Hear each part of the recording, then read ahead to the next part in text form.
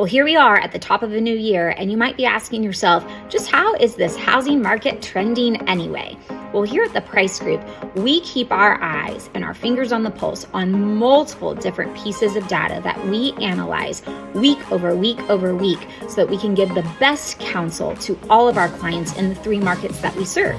In the greater Louisville, Kentucky market, in the Elizabethtown, Kentucky market, and in that Central Florida, Orlando, Claremont market. And here's what we know across all three of those markets. Days on market are increasing. That time span is getting longer week over week over week.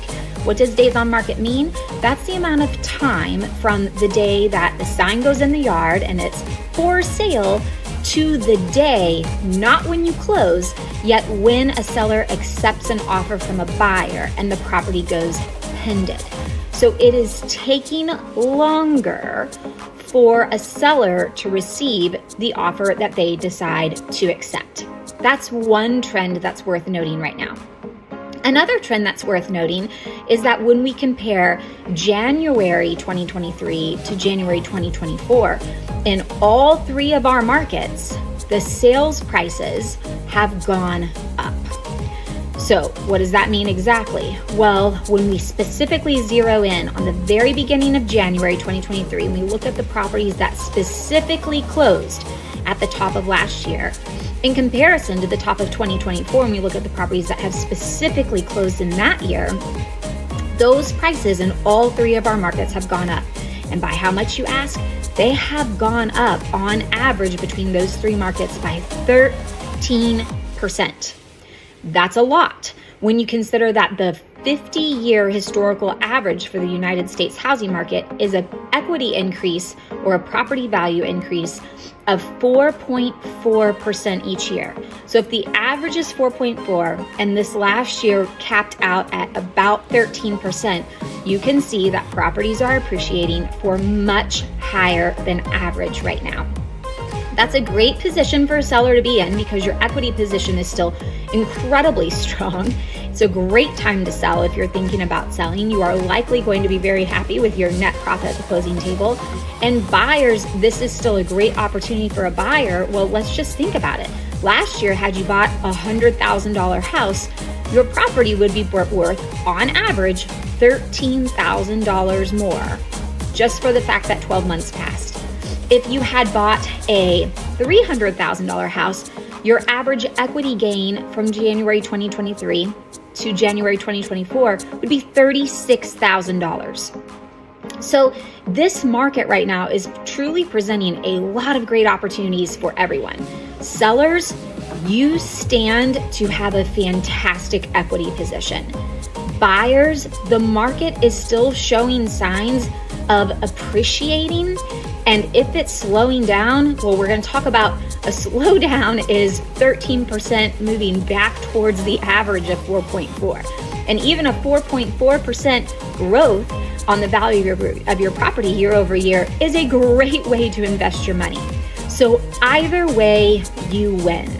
Now, it is also important to note that additionally, in all three of our markets, the inventory is also increasing week over week right now. What does that mean? Inventory means the number of homes that come on to the market that are available for purchase. So the number of choices a buyer has is increasing. Now, one would think with the basic law of supply and demand that this would be enough to slow down the sales pricing. Again, per what we just talked about with how the pricing is still trending north, doesn't seem to be the case just yet. We have a very limited supply of inventory when we compare it to several years back in all three of our markets. So while the inventory is coming up week to week, when we take that and we look at the inventory count from several years ago, we are still very, very behind on, let's call it, the supply. So we know that the inventory is coming up. Now, what does that mean for sellers? Well, one thing that we do also have to keep our eyes on is the absorption rate. And what is an absorption rate? An absorption rate is if there were, hypothetically, no more listings, no more houses available for purchase that hit the market. With the amount of buyer demand we have currently, how long would it take for all of the inventory in the market to be purchased? In our industry, on average, people will say that somewhere between 3 to 4 months or less is a seller's market. And then around kind of like that 4 to 6 month mark is a stable market, which doesn't last for very long at all. Scales tip quickly once we get there. And then 7 months plus is considered a buyer's market. So meaning if no inventory hit the market and we could sell it all with the current buyer's demand in about 3 to 4 months, we would still be in what's called a seller's market. So where are we right now at the top of January? Louisville, Kentucky, and the greater Louisville area is still very much in a seller's market. E-Town and Orlando are potentially showing some signs of pushing a little past that 4-month absorption rate and trending possibly into more of what would be called a stable or a balanced market. Now, another asterisk to throw into this conversation. Part of what affects demand in housing means buyers who are wanting to shop and purchase. Part of what affects that is the interest rate, because interest rate affects a buyer's affordability. What do you mean, right? Let me explain. Most of the time as a buyer, if you have your buyer hat on, you're thinking about what am I pre-approved for, assuming that you're getting a mortgage. And while pre-approval language speaks in terms of the total purchase price, what it really is doing is evaluating how much you choose to afford or can afford in a monthly payment. So a lot of times a buyer will finalize their purchase price, their shopping price, the price point which they're shopping up to, based upon understanding what their monthly payment would be. And they're making sure that they're shopping for a house that's going to yield a monthly payment that they are comfortable with. Now that monthly payment is made up of principals and taxes and insurance, yes, and largely it's also made up of interest.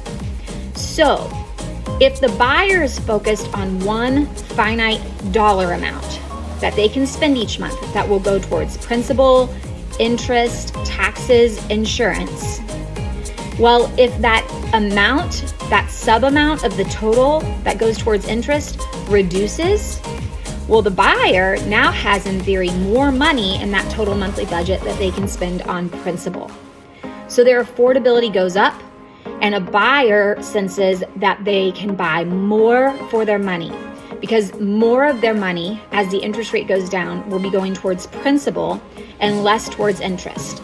So what do you think might happen when that occurs? Probably more buyers are going to come into the market.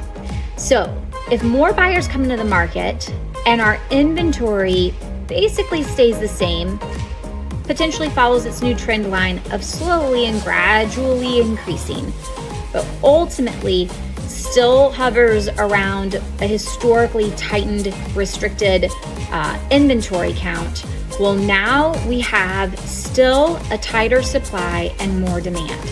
So the basic law of supply and demand, what might that do to pricing? Might drive it right back up. So that's what we're looking at. So we've got lots of opportunities for buyers and sellers as we go into 2024.